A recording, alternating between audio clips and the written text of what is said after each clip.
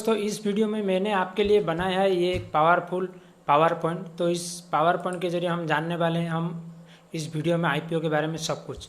तो दोस्तों हम इस वीडियो में हम जानने वाले हैं what is IPO, why company needs IPO, IPO process for company and why invest in IPO. IPO में एक रिटेल इन्वेस्टर को क्यों इन्वेस्ट करना चाहिए, उससे उसको क्या बेनिफिट होते हैं और उससे क्या नुकसान होता है।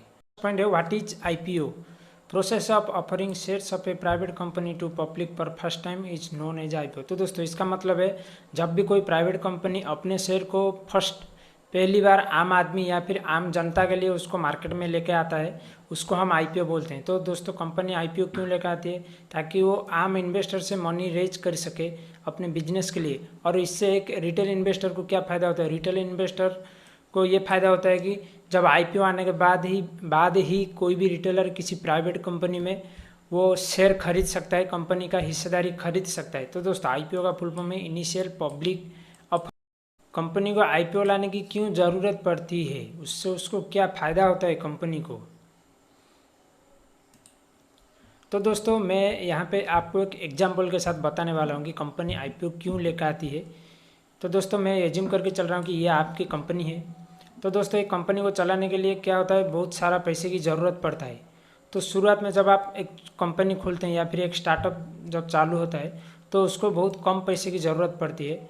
तो वो उसके लिए क्या करता है, अपने खुद के इन्वेस्ट जो आपके पास है या फिर अपने फैमिली या फिर फ्रेंड लोगों से वो पैसे लेकर उसमें बिजनेस में इन्वेस्ट करता है। लेकिन कुछ महीने चलने के बाद बिजनेस को फिर आगे बढ़ाने के लिए और ज़्यादा पैसे की ज़रूरत पड़ता है। तब क्या करता है कोई कंपनी, गवर्नमेंट लोन या फिर एंजल इन्वेस्टर।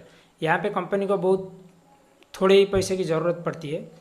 तो इस टाइम क्या करता है गवर्नमेंट लोन, गवर्नमेंट का बहुत सारा ऐसे स्कीम रहता है बिजनेस को खोलने के लिए। तो वो स्कीम के ज़रिए वो पैसे जुगाड़ कर सकती है कंपनी, या फिर एंजल इन्वेस्टर। तो दोस्तों एंजल इन्वेस्टर कौन है, एंजल इन्वेस्टर एक इंडिविजुअल पर्सन है जिसके पास बहुत सारा पैसा होता है। तो वो क्या करते हैं कि वो जब किसी स्टार्टअप में पोटेंशियल देखते हैं, स्टार्टअप आगे जाके हिट होने वाला है, तब वो उसमें अपने पैसे को इन्वेस्ट करते हैं, उसके बदले वो कंपनी से हिस्सा खरीदते हैं।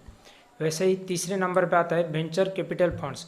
तो दोस्तों यहाँ पे कंपनी बहुत बड़ा बन जाता है, वेंचर कैपिटल फंड्स आते आते कंपनी मार्केट में सुपर हिट बन जाता है जब सभी लोगों को ये कंपनी एक स्टार्टअप है ये सब पता रहता है। तो दोस्तों यहाँ पे कंपनी को बहुत सारे पैसे की ज़रूरत पड़ती है उसको ग्रोथ, आगे फ्यूचर के लिए ग्रोथ करने के लिए। तो दोस्तों venture capitalist funds are professionally manage वो फंड रहता है, और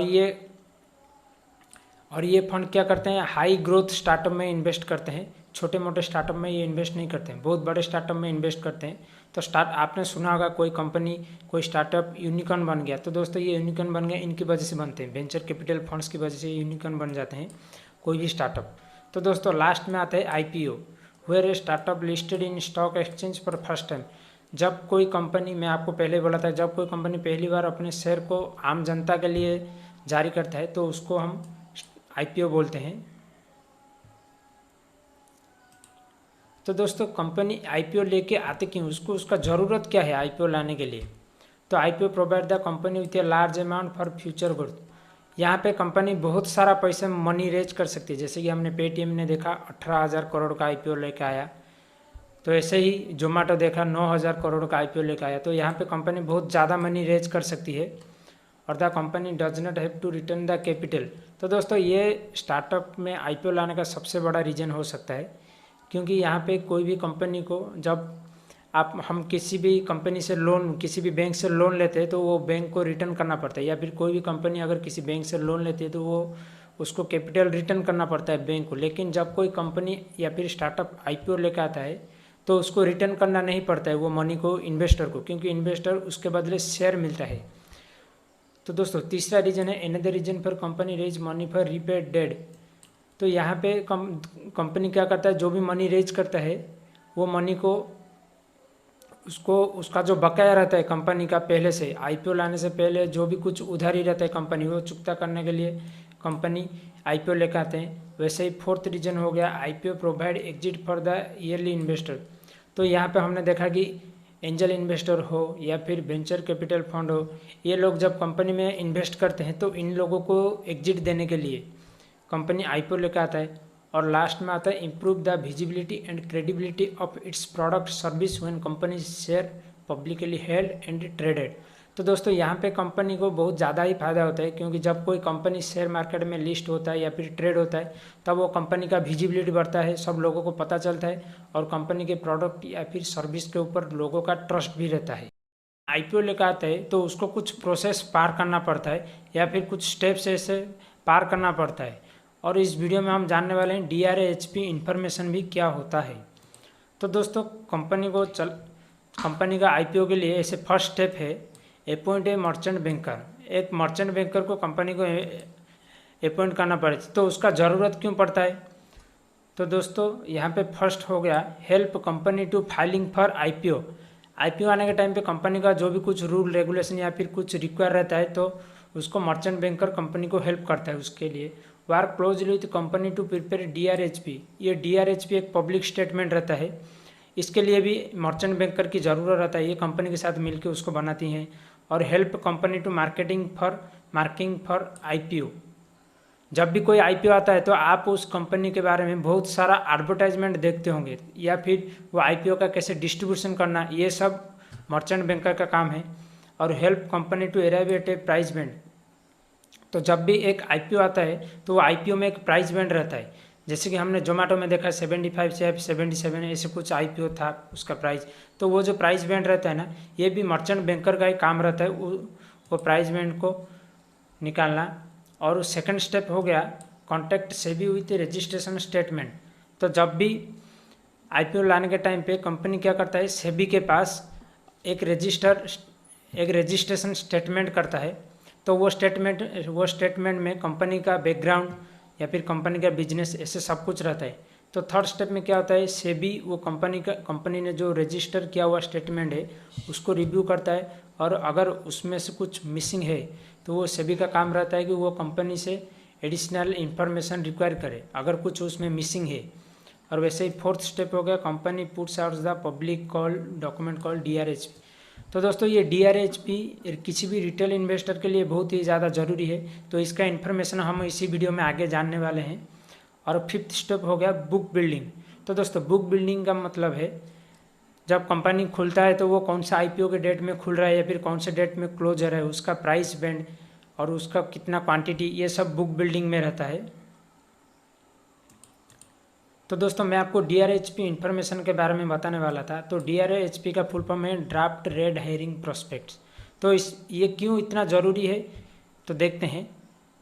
फर्स्ट है आईपीओ साइज। तो दोस्तों DRHP में आईपीओ साइज रहता है। हमने देखा कि पेटीएम ने 18,000 करोड़ का आईपीओ लेकर आया। तो दोस्तों ये आईपीओ साइज इसमें रहता है, इन्फॉर्मेशन रहता है। Number of share offer to public, तो वो कंपनी कितना शेयर पब्लिक को ऑफर कर रहा है ये भी रहता है। Reason for IPO and utilization plan, company IPO किस लिए लेकर आ रही है, उसको क्यों ज़रूरत है आईपीओ लाना, या फिर वो जो भी फंड या मनी रेज कर रहा है वो उस फंड या मनी को कहाँ पे इस्तेमाल कर रहा है, ये भी वो DRHP में रहता है। और कंप्लीट फाइनेंशियल स्टेटमेंट, जब भी कोई कंपनी आईपीओ लाता है तो उसको पिछले 3 साल का फाइनेंशियल स्टेटमेंट देना पड़ता है सेबी को। तो ये सब उसमें रहता है DRHP में। और रिस्क इन बिजनेस में क्या कुछ रिस्क है क्या, और बिजनेस मॉडल, तो कंपनी का बिजनेस मॉडल क्या है, कंपनी किसी तरीके से अपना रेवेन्यू कमा रहा है, प्रॉफिट कमा रहा है, या फिर उसका एक्सपेंस कितना हो रहा है, ये सब DRHP इन्फॉर्मेशन में रहता है। तो आप जब भी किसी भी आईपीओ में इन्वेस्ट करें तो उसका एक बार DRHP इन्फॉर्मेशन पढ़ ले, ये पब्लिकली रहता है, किसी वेबसाइट में आपको मिल जाएगा गूगल करके। तो एक रिटेल इन्वेस्टर को आईपीओ में इन्वेस्ट करने का क्या ज़रूरत है, उसको क्या बेनिफिट होने वाला है और उसमें क्या रिस्क है आईपीओ में इन्वेस्ट करके, हम दोनों के बारे में बात करने वाले हैं। तो दोस्तों हम पहले बेनिफिट के बारे में बात करते हैं। IPO is an opportunity to pick good stocks in best price. जब कोई भी कंपनी आईपीओ लेकर आता है तो वो उसका सबसे लोएस्ट प्राइस रहता है। इसका मतलब ये नहीं कि वो प्राइस लिस्ट होने के बाद फिर नीचे नहीं जाएगा, लेकिन ऐसे कम होता है कि लिस्ट होने के बाद भी उसका प्राइस नीचे जाता है। तो दोस्तों ये गुड प्राइस कैसे हुआ, हमने देखा IRCTC 300 रुपये में अपना प्राइस लेकर आया था लिस्टिंग पे टाइम पे, लेकिन वो प्राइस लिस्ट हुआ 600 में। वैसे ही डीमार्ट हो गया, डीमार्ट ने भी 300 रुपये में लाया था, वो लिस्ट हुआ 600 में। अभी हमने जोमेटो का देखा, जोमेटो का आईपीओ वो लेकर आ रहा था 75 रुपीज़ के आसपास, लेकिन वो प्राइस लिस्ट हुआ 120 या 130 ऐसे में कुछ लिस्ट हुआ। तो कार ट्रेड का देखा, कार ट्रेड का 1600 में लिस्ट हुआ था, अभी नायका ने 2000 में लिस्ट हुआ। तो इसमें जो आईपीओ रहता है वो उसका कम प्राइस रहता है, लेकिन कार ट्रेड का हमने आईपीओ देखा कि वो अभी 1100 में चल रहा है, तो ऐसा कुछ गारंटी नहीं है। और you can get good return in small time frame. तो दोस्तों ये भी गारंटी नहीं है, लेकिन आपको अगर किसी भी आईपीओ में इन्वेस्ट करते हैं, अगर वो आईपीओ ओवर सब्सक्राइब हो रहा है तो आपको वो आईपीओ अच्छे रेट में मिल सकता है। जैसे कि 15 दिन में आपका मनी डबल हो सकता है आईपीओ में इन्वेस्ट करके। नायका ने 2000 में इन्वेस्ट हुआ, और मैंने आपको कुछ एग्जांपल दिखाया, आईआरसीटीसी, डीमैट, ये आईपीओ बहुत अच्छे लिस्ट हुए हैं। तो दोस्तों आईपीओ में ऐसे कुछ रिस्क भी रहता है इन्वेस्ट करने के टाइम पे, वो आपको पता रहना चाहिए। तो फर्स्ट रिस्क क्या है, नॉट इनफ इन्फॉर्मेशन। तो दोस्तों जब कोई कंपनी आईपीओ लेकर आता है तो वो कंपनी क्या करता है, पिछले 1 साल 2 साल या फिर ज़्यादा से ज़्यादा 3 साल का ही इन्फॉर्मेशन देता है।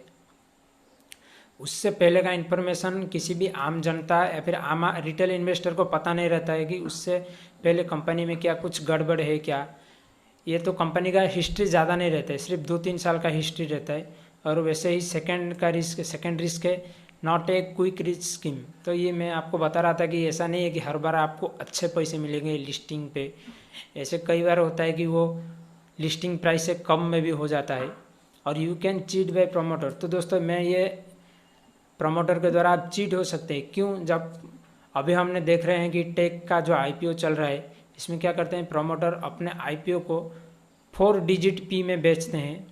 तो दोस्तों अगर आप 5-10 साल के लिए उसमें इन्वेस्ट करेंगे तो उसमें आपको कुछ भी प्रॉफिट नहीं मिलने वाला है 5-10 साल के लिए, क्योंकि प्रमोटर सब मलाई खा चुके होते हैं। आज का ये वीडियो आप लोगों को कैसा लगा? अगर वीडियो अच्छा लगा है तो इस वीडियो को लाइक कर दीजिए और अपने दोस्तों के साथ शेयर भी कीजिए।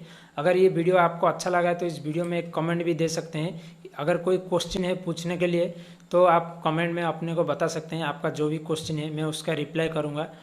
और उसके साथ डिस्क्रिप्शन में इस पीपीटी का लिंक भी आपको मिल जाएगा। ये पीपीटी को डाउनलोड करके आप अपने पास रख सकते हैं, बाद में अगर कोई ज़रूरत पड़ा तो उसको देख सकते हैं।